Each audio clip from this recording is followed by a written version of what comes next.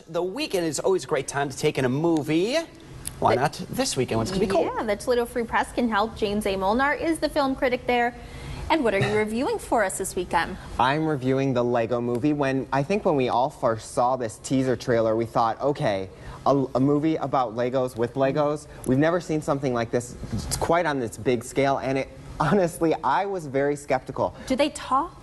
They do. They move around. It's almost like it's animated in the style of stop motion animation, and it's really enjoyable. So you have this kind of almost this dystopian society set up for you in the beginning, where all of the Legos follow the instructions. Because you know, when you get your Lego sets and whatnot as a kid, you would just follow the instructions, and sometimes you get very creative and go off the grid and kind of make your own kind of Lego creation. But in the beginning of this movie, it's all very, you know, the kind of the dictator of this movie, voiced by Will Ferrell, hilariously, you know, says, oh, well, you have to follow the instructions or I will kill you all.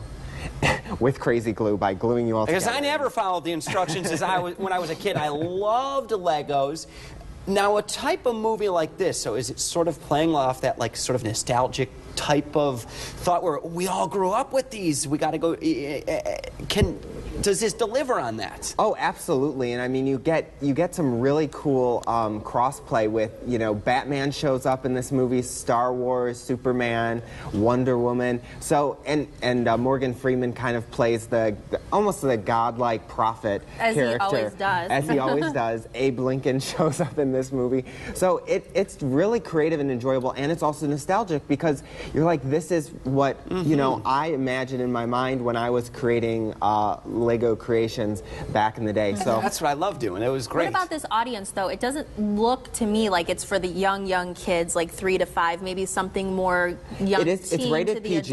It's rated PG, so it's really for all ages. And some of the stuff will fly over the heads of younger people, but overall, I think the parents and the kids will both enjoy this movie. It's 4 out of 5 stars.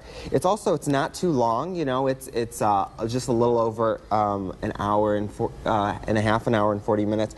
But it's really good animation. I'd recommend this in 3D. I don't think all movies should be shown in 3D, but this one definitely gives you some really good depth perception in 3D. Anything that stands out about this movie as far as the directing of it, the people that did the voiceovers, anything big about it, or is it just the animation that kind of stands out? I like the voice work, and I would say this is from the director and writer team that brought you Cloudy with a Chance of Meatballs. So I think if you like the creativity in that, you'll also enjoy the creativity in this. Also some other big movies coming out this week. Yeah, just to kind of let you know what else is coming out, you have The Monuments Men, George Clooney's directed movie. Yeah, I heard based on a book. All these stars in this movie took a huge pay cut, like 10 to 15% of their salary to do this movie.